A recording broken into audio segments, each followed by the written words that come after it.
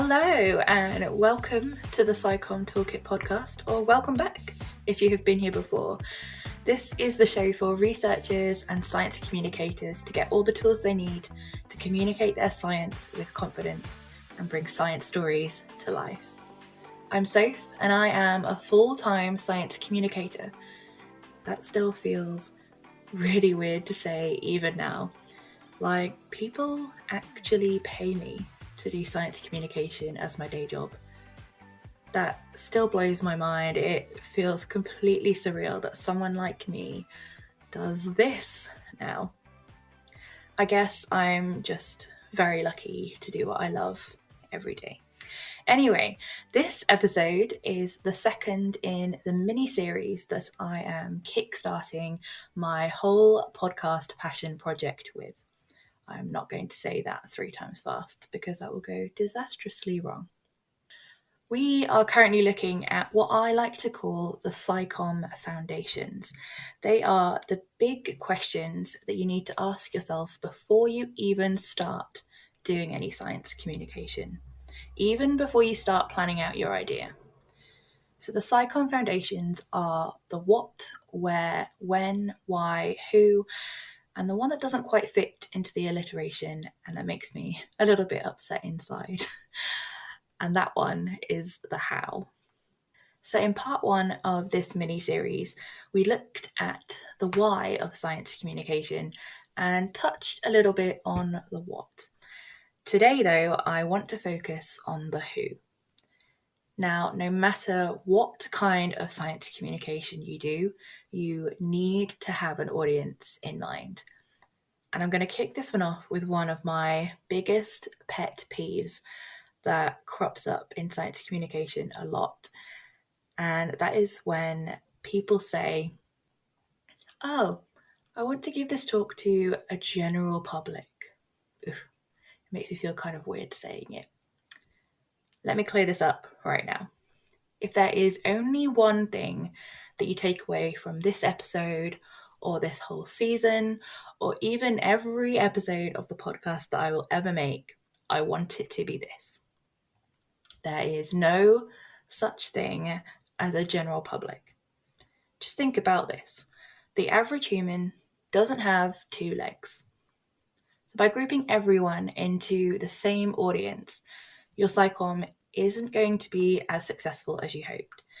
Everyone has a different baseline understanding of the topic. Not everyone is going to be invested in your talk about, let's say, the latest exoskeleton research. People speak different languages, have different beliefs and voices and opinions, all which we need to listen to. The point is that really understanding your audience, and I mean really understanding them, that is going to help your science communication become so much more impactful. The success of your project, event, or idea, whatever it is going to depend on how well you can tailor it to your audience. So in this episode, I want to introduce you to 2, how would I describe them? Terms or models? So I want to introduce you to 2 terms/models that may give you a framework to help you work out who exactly you want to communicate with. And then I'm going to share a few questions that you might want to ask of the event or project organizer, of yourself, or directly with your audience, so that you can really step into their shoes and begin to really understand what your audience would be interested in. So, the first term that I want to introduce you to today is science capital. So what is it? Unfortunately, it's not the capital of planet science. Instead, it is a concept to help us understand how people engage with science. And it was developed from a collaboration between King's College London, University College London, the Science Museum Group, and BP. There is a fab video that explains it all, which I will add into the show notes for you to watch as well. But the best way to describe it is to imagine everyone on Earth is carrying around an invisible backpack or rucksack. Every time a person learns a new bit of scientific knowledge, is exposed to something related to science, attends a science festival or gains a new skill, whatever it is added into this invisible rucksack. The more things you collect, the higher your science capital, and the more you are going to think that science is for you, and vice versa. Your science capital is broken down into 4 key areas. They are what you know, how you think, what you do, and who you know.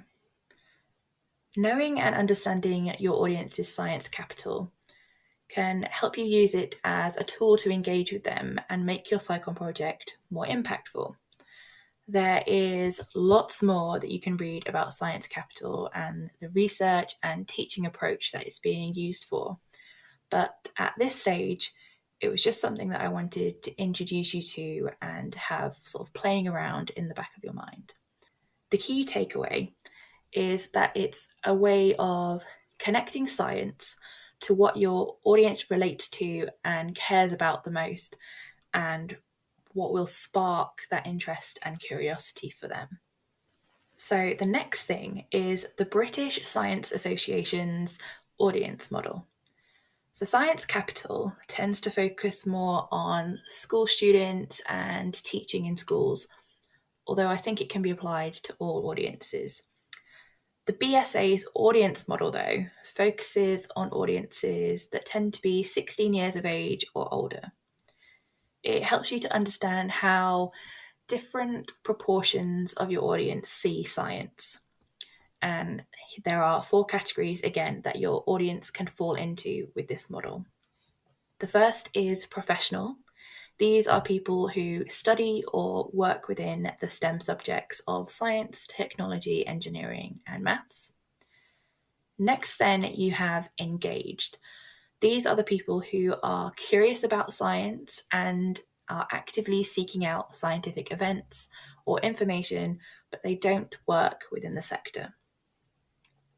Next, you have inactive. These people would say that they have an interest in science, but they don't spend much, if any, time or effort actively searching and looking for science. Finally, we have not interested. These are people that don't see science as something for them.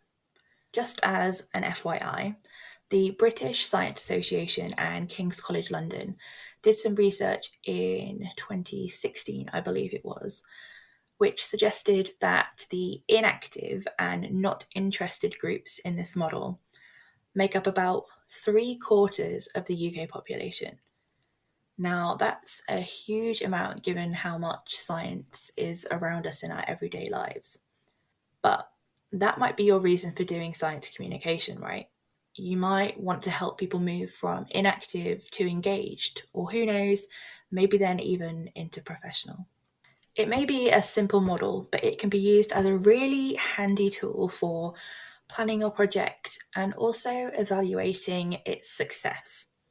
It can help you understand which audience group might be the best for you to engage with based on your why and your project goals. And it can also help you work out how effective your SciComm activity was. For example, at the start of your science festival, you might have found that half of your attendees might be classed in the inactive group, let's say. But after your activity, some of those now feel like they want to look for more information and they might tick the engaged box instead. Being able to see the changes in your audience as a result of your project is obviously the goal. And this model is just one way that you could try to measure that. Again, I will link some useful resources and links in the show notes so you can read some more about the audience model if you want to. So for now, I am not going to talk any more about these models and concepts in this episode, but if you did want to learn more about how you could implement them and how you could use them, do get in touch and let me know, and we can cover that in a future episode. But for today, I just wanted to introduce you to them, as I have found them quite useful for some of the projects I have been involved with. But now, let's focus on helping you to work out a little bit more about your audience. Hopefully, if you have been invited to give a talk at a school or be interviewed on the radio about your research or to prepare a demo to present at a local science festival, then fingers crossed your audience has been defined for you. But if you are inspired to write a book about science, get an innovative project off the ground, or start, let's say, a SciComm Instagram account, then you have to do a little bit of work to figure out who you are communicating with and who you want to engage with your science communication idea. So I have identified 5 questions that you need to ask yourselves and your audience in order to do that. Question 1. Who do you really want to communicate with? There are so many different groups out there that you could choose from. It could be scientists, it could be journalists, it could be school children, cancer patients, or community groups. I could go on and on and on. And of course, each of those groups could then be broken down even further. All of them could be interested in cancer research, let's say. But doing an event and inviting all of these groups is going to leave many lost and maybe even disappointed. While these audiences may have a common interest in cancer research, they are going to want very different things from your event or project. Trying to create something for everyone will most likely actually end up leaving everyone unfulfilled. So I want you to really think about who you want to engage with in your project. You can always do different science communication projects on the same topic. The trick is knowing how to share the stories of that topic with each of those groups. You need to change the content, the style, things like your language, and maybe even the method of delivery. All of this is why I started this podcast, so we will get into that in the future. And then I want you to ask yourself, does that group really fit with my why? If you haven't listened to the first episode about why you should do science communication, then I would highly recommend going to listen to episode number 1 after this one too. But if this group doesn't align with your why, if you and your target audience aren't quite seeing eye to eye, then you might need to revisit your project plan and see if there is a better audience to reach out to. Question 2. What do they know already? Now, you don't need to know the education levels of everyone in your audience or anything like that. If you do, great.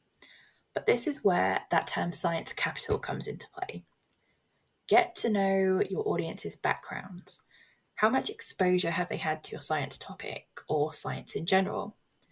And if science isn't high on their priority list, find out what things are. What do they care about?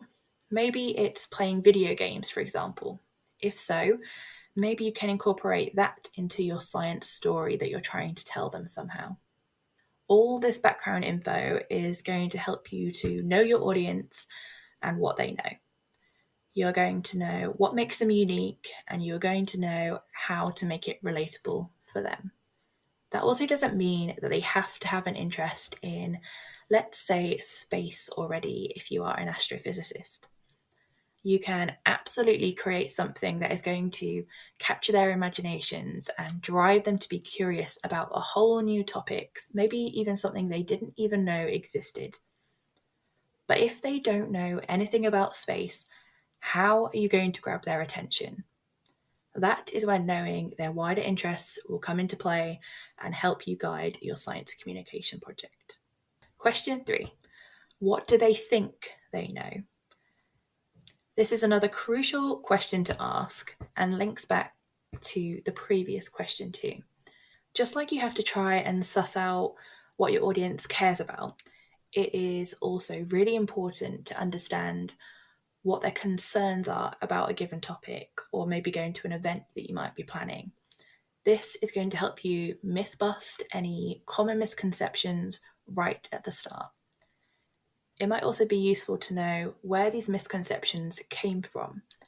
This might give you some clues about where they get their information from, what type of person they trust to give them accurate information, or at least what they believe is factual information maybe. Again, consider your audience's science capital. Think about that audience model and where they might sit on that. All of this is going to help you to work out how best to communicate your science story with them. Question 4. What barriers might your audience have? What is going to stop them engaging with you? This could be physical barriers, it could be resource availability, it could be geographical or financial, or maybe even language barriers. Maybe certain members of your audience will have different disabilities and their needs. There may be other beliefs or cultures that you need to take into consideration. Having all of this information in advance is going to make sure that you have all the things you need to make sure anyone who wants to can access the information you are sharing. Again, it will also help you to work out the best way to deliver your science story to them. What would be the best format or the best location or setup for you and your audience? And question number 5, what is in it for them? Knowledge, education, and skills, yes, but they can get that from school, books, or the internet. What is going to make them engage with you? Your audience needs to care before they will invest any time. We will talk about this more in future episodes again, but I thought it was a really important point to bring up at this stage when you're taking these things into consideration. How are you going to grab their attention and invite them in? Even if your audience has been defined in your given SciComm opportunity, it is really good to ask these and any other questions that you have so that you can be as prepared as possible and learn from previous events. These could be questions like, who do they expect to come along? What was the feedback from previous events? What worked before and what didn't work so well? What are the background of the listeners? And so on and so on. Even if you think it is a stupid question or that they might not know the answer, ask it anyway. I'm a firm believer that it is better to have as many tools at your disposal that you can. It's going to be tricky and time-consuming to completely understand your audience, especially at the start. Sometimes you will just have to make your best educated guess and run your event, launch your project, or deliver your talk, and then reflect on how well it went afterwards, collect some feedback, make some changes. I could talk about evaluation and reflection for a long time, and again, we will cover that in future. But my point right here, right now, is that it is probably never going to be 100% perfect. But if you can put in the work and ask the right questions to know more about your audience, then you are going to be setting yourself up for success.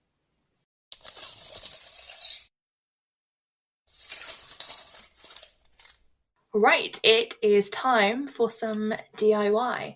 This is the section of the podcast where I tell you all about the next tool that you can add to your SciComm Toolkit.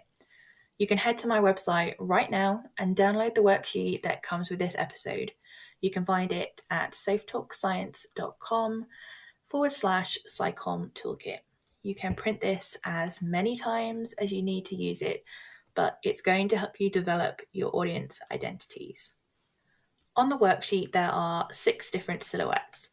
The purpose of this worksheet, though, is to give these individuals a name, give them an age, and jot down some key things about their background and interests. Note down their motivations and what barriers they might have. Then use all of that to think about what additional considerations that you might need to put in place.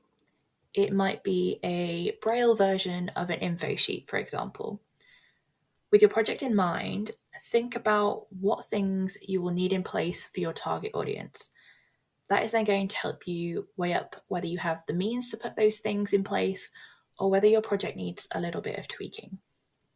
By the end of this exercise, you will really know your audience. It's not just going to be the local community group that you have identified as your target audience, but instead it will be the local community group who wants to understand more about the latest cancer research so that they can incorporate that into the fundraising events that they like to do. They also go to church every week.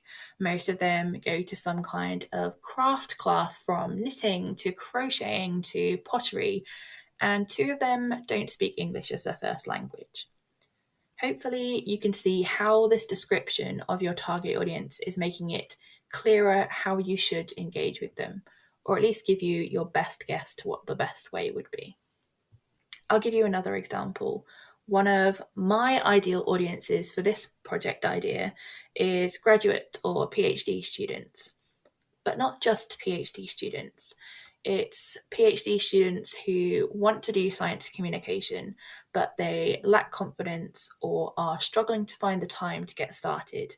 Maybe they don't know how or where to start, and their boss isn't interested in letting them go to any training course because they don't see the value, and it means they have to spend time outside of the lab or away from the laptop. That is one of the reasons I then chose to do this as a podcast. I used this audience identity to help inform the best way for me to do my science communication. But in the words of Tace from Drag Race UK, that's a story for another time, or in this case, another episode. So fill the worksheet in from the questions you have asked your audience or from the event or project organizer. Once you have these filled out, use them to reflect back on your why. Do they match up? Are they cohesive? And then use that to plan the next steps of your science communication project. If you have any questions about the worksheet and how to use it best, then as always, please do get in touch. It's also really important to not just do one audience profile per project you do. Even if you really understand your audience, everyone is still a unique individual. So really consider the diversity that could be within what on the outside might look like quite a similar and cohesive group. Or there could be a few similar groups that your idea could cater for, and you need to capture all of that.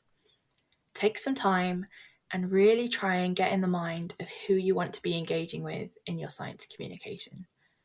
Just like a researcher would get to know the background of their topic before they kickstart their research project, do your background reading and work before you start your science communication project too. So that is the podcast episode for today.